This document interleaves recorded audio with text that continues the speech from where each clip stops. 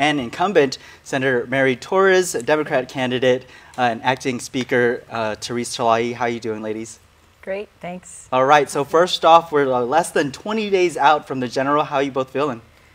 Whew, it's been intense, yeah. Right? There's a lot of forums scheduled, and of course we're still working on bills, so it's just, for me, feeling intense. But I'm just hoping that the election can really end on November 6th. That's and not go into the holidays. Right. Yes. So a lot of legislation and discussion has been has formulated and moved forward just in this term for both of you ladies. Most recent I want to get to real quick is a topic that a lot of people have found interest in, has to do with medicinal marijuana and the legislation that has to do with home cultivation just recently signed by the governor. I want to get both your thoughts on that and where you see this moving forward, the progress for Guam, as we've seen our brothers and sisters in the CNMI now making progress themselves. Well, I guess I'll take that first. It's I thought the bill was amended and made even better on the floor, and I thought it was a good bill. It's going to get medicinal marijuana where it was supposed to go, you know, years ago, and that's to patients who are suffering. So I think if we just keep focusing on that and getting it to them, that bill did not solve even half of the other issues, you know, with medicinal marijuana, but it allowed for that home cultivation of a few plants, and that's all. So we still have a lot of work to do. Okay. The only one concern that I have, which I had initially with the bill, was how do you put measures in place so that you regulate the product that's out there? And that's my foremost concern, because when you're dealing with marijuana in a medicinal type of way, where it's designed to address certain symptoms, you would want to make sure that the patients are receiving the right variety of plant and you know, the dosages that they need. That's not necessarily dosages, but just to have the right effect of the types of strains of marijuana. And my biggest concern was always, and I was a big proponent of the laboratory because I felt that there had to be some safeguards in place. With home cultivation, it is a step towards that, but I think the government has to be very careful and aware of exactly who is growing, so that if problems should persist, whether it's, you know, pesticides in the product or mold or something, that we do know how to get to the root of the problems so that there isn't any additional harm to patients who use marijuana. So it's the controls that I'm most concerned about at this point. All right, and then sticking with healthcare, ladies, if we can get to the discussion over with the Guam Memorial Hospital. They've dealt with so much just in the past couple of years, just with this current term, most recently with the Joint Commission getting their accreditation pulled there. If elected, what would you have plans to assist the Guam Memorial Hospital soon? The Guam Memorial Hospital, most believe, needs to revamp its business plan. There are still gaps in the way that it bills and the way that it collects. And also this relationship with the Centers of Medicare and Medicaid Services has to be rectified somehow, so that the discrepancies in the billings are addressed, so that there isn't delays in reimbursing them and they aren't chasing down reconciliation years after the fact. And then the whole idea with the cap, and how do we address the caps and not actually bill to the cap levels, because we're not realizing as much in the matching funds as we can. A lot of it has to do with the monies that Guam commits to investing, but you know, by not putting in enough monies into the matching funds, we're not realizing that end of it. So in essence, we're shortchanging ourselves almost double by doing that. So that we have to address that. That is critical to Guam right now, given our indigent population that depends on Medicare and Medicaid services. Okay.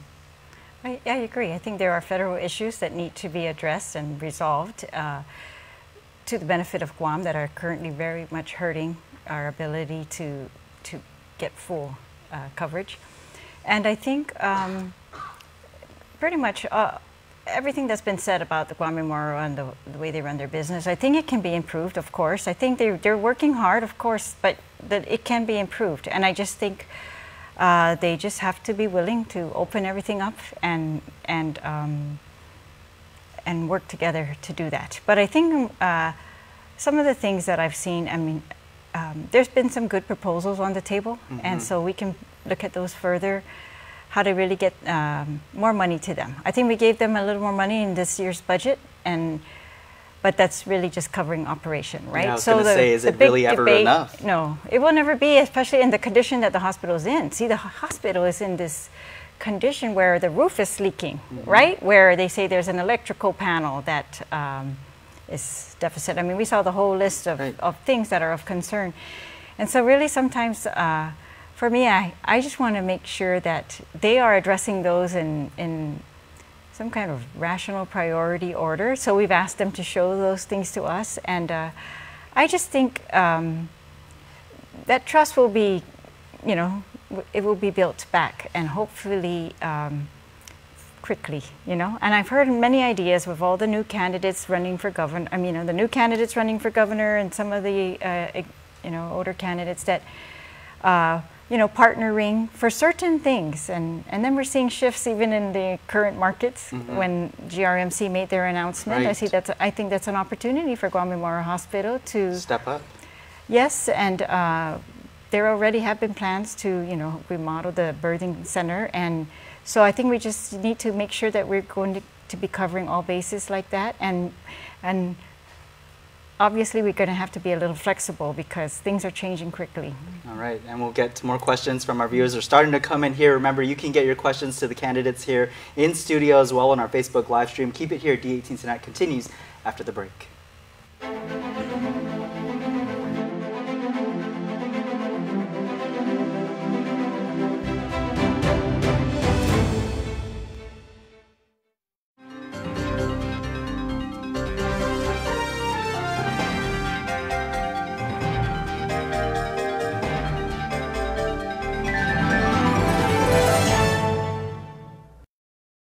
A beautiful, healthy smile is an expression of confidence. The more confident you are about your smile, the more likely you are to fully express your feelings without having to worry about the way your teeth look. Before cosmetic dentistry, I didn't smile as much. I didn't have the confidence, and it shows. And since I've had cosmetic dentistry done, I feel 10 times more confident. I make my initial introduction with a nice big smile and a handshake, and I just, you know, feel like it really is a relationship builder, a nice warm smile, and it makes the clients and customers feel more comfortable with you, feeling confident, and they feel that you're not just there for business, that you're also there kind of as a friend as well. So, I mean, it's amazing how powerful a smile can be. A good smile.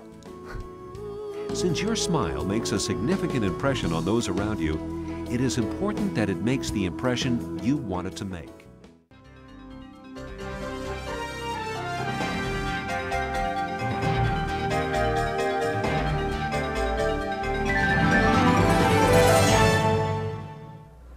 There's no place on Guam like Chuck E. Cheese's. It's tons of fun with so many games, and parties are a blast, where everyone has fun. Come and party at Chuck E. Cheese's Guam. Call and book your party today. Welcome back to D18 Tonight. Well, we'll get right back to the questions here again in studio. Your candidates for Senator, both incumbents, Senator Mary Torres and Acting Speaker Therese. Ladies, thank you again for joining us.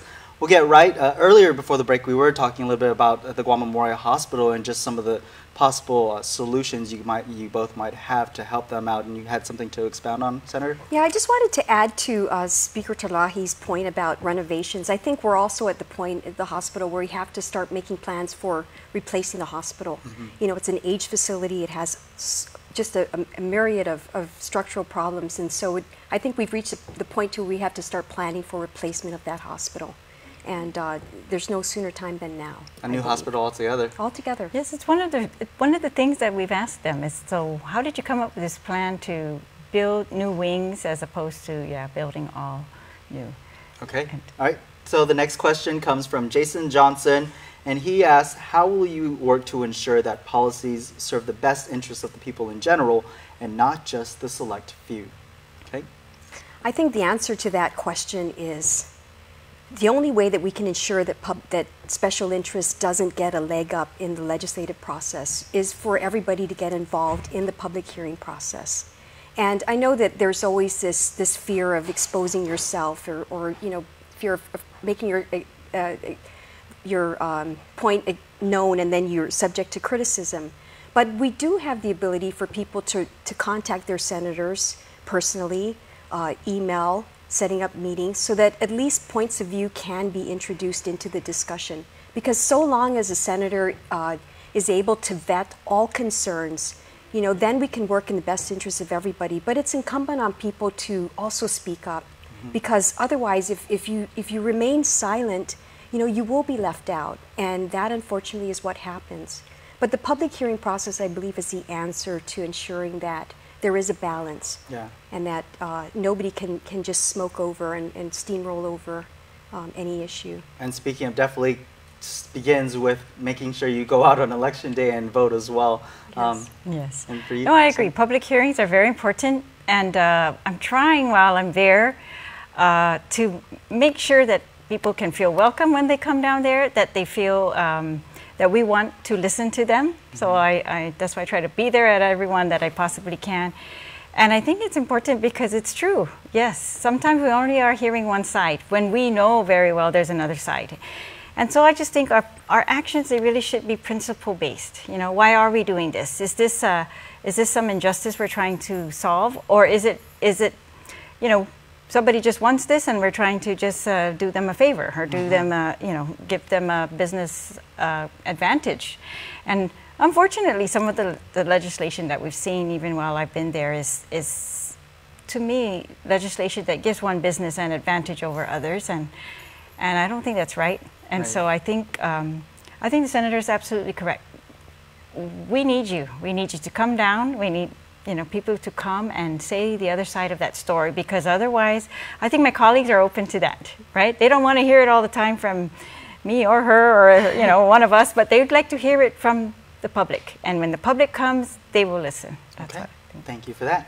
All right, next question comes from Tommy Taitano. Many of Guam's public schools are understaffed and get overlooked. The reason being given is usually funding. If education is a priority for elected officials, why is this an ongoing issue, and how do you plan to fix it? You want to start? Sure. Okay. Yeah, I just wanted to say that education, I think it is a priority. It's a priority in all the budgets in the last few years, and it's getting the biggest chunk of the income of the government of Guam, of our taxes, and all our real estate taxes are dedicated to it. And I think, so they're doing very well with what they have, but I just think there have been so many stressors put on that money. Now we have charter schools that are also taking part of that money. We have aging facilities that, we need to repair with that same chunk of money. And we've actually entered into, I think, some bad deals with our education money, and so I think those could have been better prioritized. And so it's just a matter of, we just have to keep trying. We have to keep making sure that everything's open, and so that we as a legislature, I think if the agencies are open, then we as a legislature, we're going to be better able to ensure that we're getting value for taxpayers, to be sure that, we can stop corruption before it's too late, that, things like that. I think we just have to be on top of it, and the only way we're going to be on top of it is if we can get all the records to be open, information to be shared, information to be shared with the public, even more importantly. All right, we have to take a quick commercial break again. Senator Torres will get back to your response on the question of education and what you have plans for them should you make it to another round here. Keep it here. D18 Tonight continues in a moment.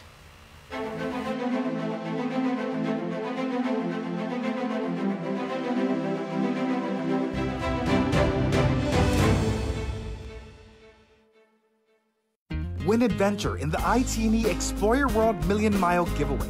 Every week from July 16 to November 2nd, we're giving away 60,000 United Mileage Plus miles to ITNE postpaid and prepaid subscribers. Imagine where you could go. Go on a weekend getaway to the Philippines. Enjoy fresh sushi in Japan. Itadakimasu. Sip a latte at a cafe in Paris. Or use your miles for shopping and other rewards. It's your world. Explore it. GU Self-Storage, conveniently located near the Harmon McDonald's, offers fully covered loading and unloading area with individual pin-coded gate and door access. Call us today at 648-7867 for more information. The Autism Community Together of Guam is a support group for individuals with autism spectrum disorders and their families. We are a group of parents and caregivers who have children with autism spectrum disorders and understand the joys and challenges in raising them. To learn more about ACT or to join our family, call Joe Bloss at 687-1284. Send an email to autismcommunityguam@gmail.com or visit us at Autism Community Together on Facebook.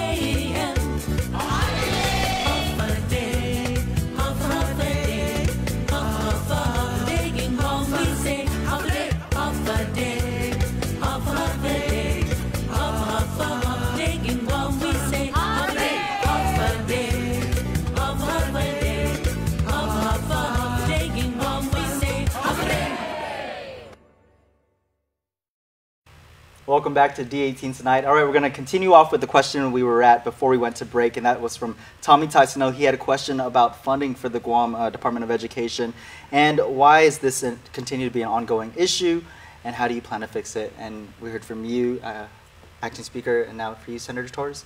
I just want to add that the legislature has done its part as best as it can, given the limitations with the revenue of the government, with the Jobs Cuts and Tax Act, that we're reeling from the effects of that.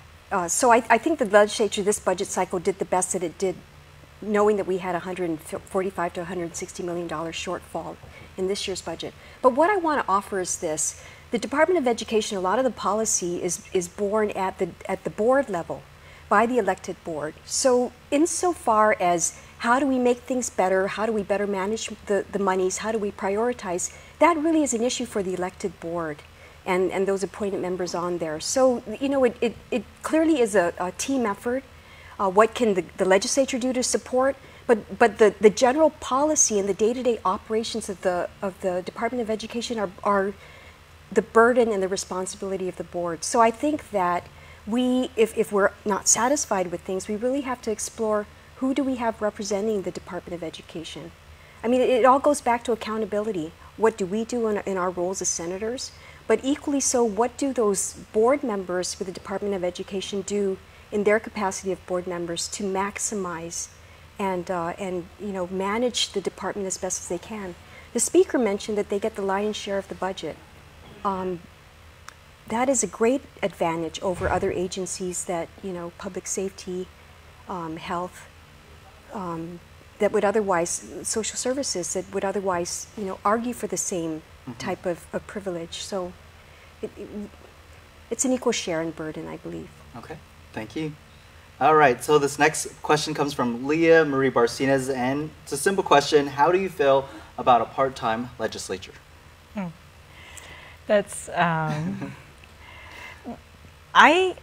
I've been in the legislature one term. Yes. And I cannot imagine how we can do this part-time, because I feel like we've got so much responsibility. We're trying to figure things out that have not been figured out in years, first of all. So these are long-standing, complex issues. And so just doing research alone and trying to get yourself up to speed so that you can move, in these maybe new ways to solve those long-standing issues, that takes time. The other thing is that I just feel like our role as checks and balances, that's the role that I find really demands a full-time legislature, because there is a full-time executive branch that we need to engage with. And I think things change, and you've seen it. We would never be able to stop corruption, I think, part-time. We will never be able to even know about it. I think that's how far behind we would be as a legislature, trying to set policy without really being able to keep abreast of what's going on. And you've seen things change in this year alone. My first term, it was pretty wild because taxes changed nationwide, and that had a huge impact on Guam, and everything was changing. I mean, so I just can't imagine how this could be done with less than the amount of time that I'm putting in. Right. And so I feel like I want everybody to be well informed before they vote on anything that's going to affect our families. Okay.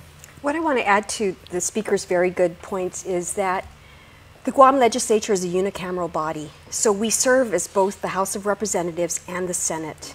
And in bicameral, one would be the more methodical body, the Senate, longer terms, more deliberate. The House of Representatives is faster moving, ever changing.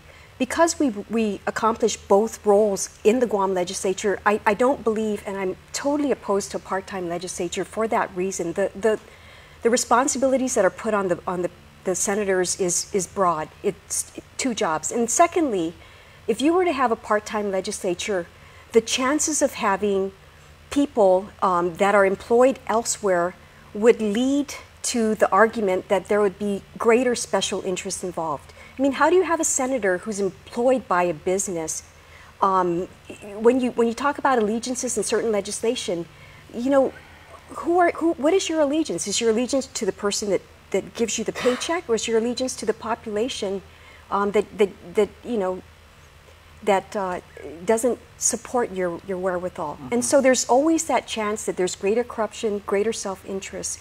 But to the speaker's point too, the fact that we have, our duties are vast, the hours spent there are long, the public hearings are long, the meetings, drafting legislation, debating on the floor, monthly sessions is extreme. Just to prepare for that is extreme. Yeah.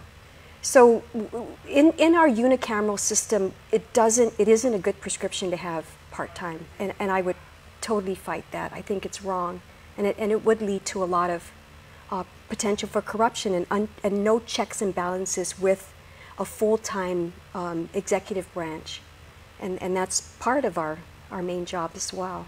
Okay. And speaking of legislation being discussed, this next one comes from Steve and Liz. They asked about the Bill 324, criminalizing disarming a peace officer. Of course, they want to know when that's going to be put on the session floor. Mm-hmm. They have to discuss that and rules. But would you convince your colleagues to support? First off, you know, do you support or are you against it? Would you convince your colleagues to support it if you are, hoping that it will pass? Sure. You want to start? I'll start. I went to the hearing on that bill, and I think just the other day I signed off on the committee report in favor. And I can't see why it wouldn't pass. I didn't see any testimony in the committee report or during the public hearing against it. And it was actually peace officers who were advocating in favor of that. Okay. And so it just seems to me like it's just a loophole or something we missed earlier, so that prior legislatures missed, and this is a very good bill. It's closing a gap. Okay.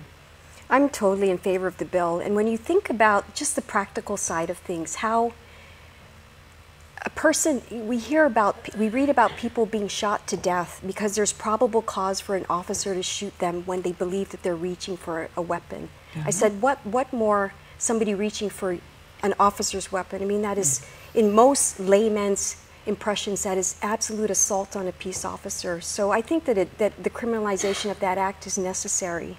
I just can't fathom that it would, under the circumstances that we would contemplate reaching for an officer's firearm, that would be shouldn't be a criminal act. Yeah, I think it's indisputably for the safety of the officers necessary. Yes. All right. Thank you both for your responses. We're going to wrap things up after we get a quick commercial break in again. Keep it here. D18 Tonight continues in a moment. Already?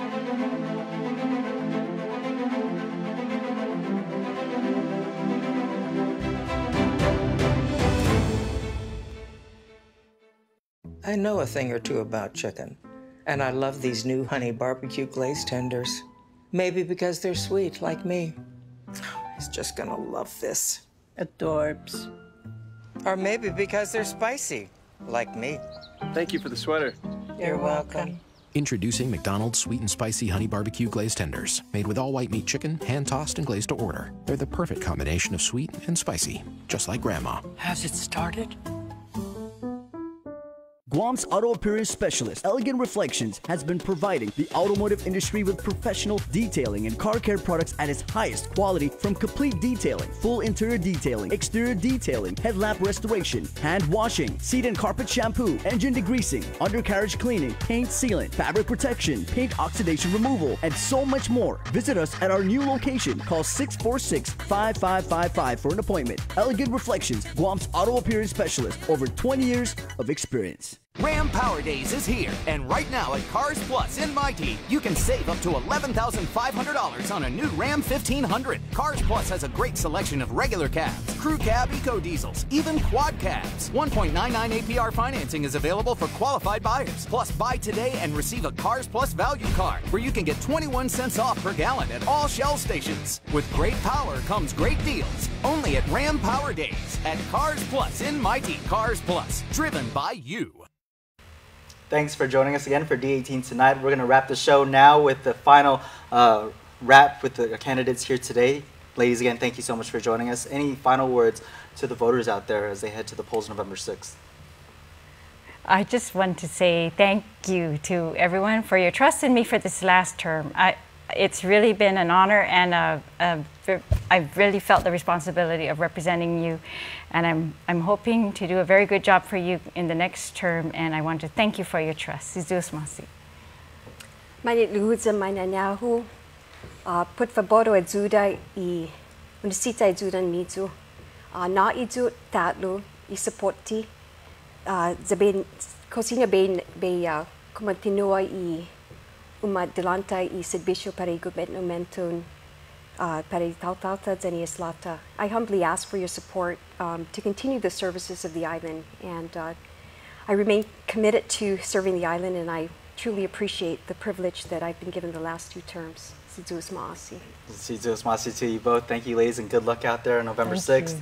And you remember, you can continue to put your comments on our Facebook live stream down in the comments section. Keep it here. The after party's up next. Furniture provided by Furniture Kathy Style. Men's wardrobe by Royal Bix.